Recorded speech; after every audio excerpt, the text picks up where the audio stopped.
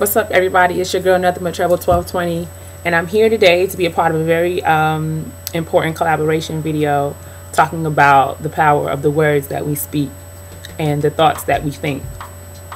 I struggled a lot in trying to come to terms with how I was going to do this video. Okay.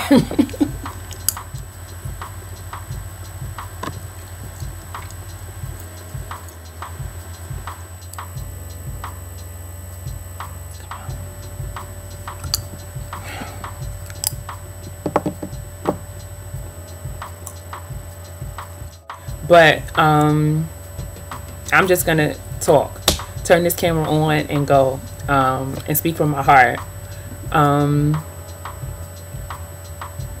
as usual. So get into me.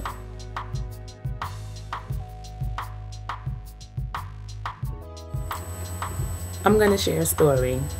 When I was in graduate school, I had first gotten there and was probably there for about 4 or 5 weeks.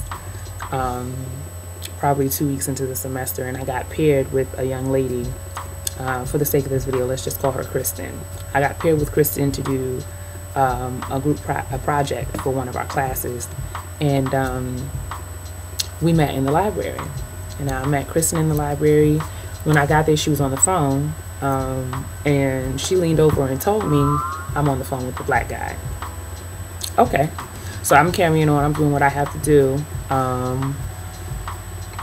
She proceeds to explain to me that she's dating. She only dates mostly black guys, and she doesn't really, date white guys, and she likes black guys. I'm just listening at this point, you know what I'm saying? I'm just, okay, whatever, it's your preference, go right ahead. So I guess, I don't know if she was on the phone with a black guy, and I don't know if he asked or she volunteered, but either way, she decided to describe me to her friend. So she goes off. She starts off saying, "Oh, I'm working with this girl in my class. Her name's Takia. She's tall. She's from New York. She has, she wears nice clothes. She's funny. She's black, but she's not a black girl. She's a white black girl." So immediately, I go off, not like yelling and screaming, but I'm asking her. I begin questioning her, like, what about me would make me a white black girl and not just a black girl, period? And what's the difference between the two? And she's like, whoa, like, this is not, you're taking this the wrong way. I mean it as a compliment. I'm like, so you just made it worse. So I'm asking her, is it that I'm from Westchester County, or is it that I'm in this graduate program with you? Is it that I speak in complete sentences, or is it that, I read as a hobby? Like, is it what? Is it about me that would just make me a white black girl?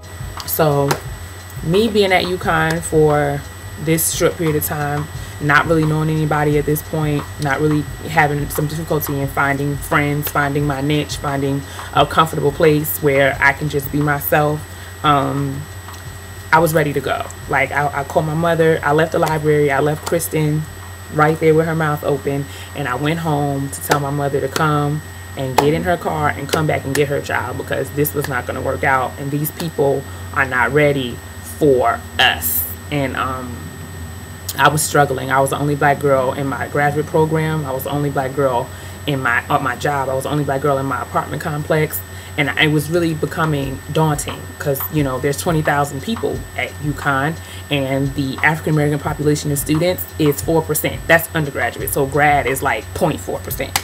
And it was really a hard time for me. And my mother told me something that has kind of stuck with me since then. It was like she basically made me aware of what this girl's thoughts and words about me, and how that impacted my behavior, and it changed my perspective, it changed my goals, it changed everything. Like, just because of what she said, I was ready to, chuck my scholarship and chuck this entire opportunity because I made her uncomfortable, or she made me uncomfortable, whichever way it was. And I mean, when I took the time to think about how to approach this video, it really hit me how, you know, a lot of times everybody says sticks and stones may break my bones, but names or words may never hurt me. But if you really think about it, I mean, I've had plenty of fist fight in my life, but the most poignant and memorable instances where I have gotten hurt and my spirit has been broken and my dreams have gotten shot out of the sky is when somebody said something to me. So I don't really know how to phrase this or what, you know, what exactly I'm doing. I struggled a lot with this video, but just in case there's another somebody out there who is struggling in their profession or in their academic career, dealing with people who make subtle and not so subtle comments or have experiences, because Kristen, you know, not for nothing, she may have never dealt with black girls, she only dates black guys. Her experience with black girls may be that they don't like her, and maybe she was offset by me. Maybe she had never seen somebody like me, and maybe, you know what I'm saying, I have to give her the benefit of the doubt. Granted, you know, after I read her down, I never spoke to her again, and maybe that was my bad, but it was, I mean, if it wasn't for my mother, Kristen and her comments would have sent me back to Westchester, and I would have never gotten a degree, and I would have never been able to be in the journey that I am now on toward, you know, still pursuing my education towards a doctorate. I still feel like, you know, it's a lot of rambling going on when it comes to this topic because there's so much to say. If you get anything, if you can make any sense of my muddled ramble thoughts, just know that, remember what my mother told me, and don't let the thoughts and words of others change your destiny or change your perspective or change your dreams. If it's something that you believe in, if it's something that you have fought for, if it's something that you have prayed for and you feel that God has said yes, don't let someone and their ignorance come and steal that from you. I hope that this has been beneficial to someone. Words have power, and be mindful of what you say, because indeed our thoughts become our words and our words become our actions. Clearly.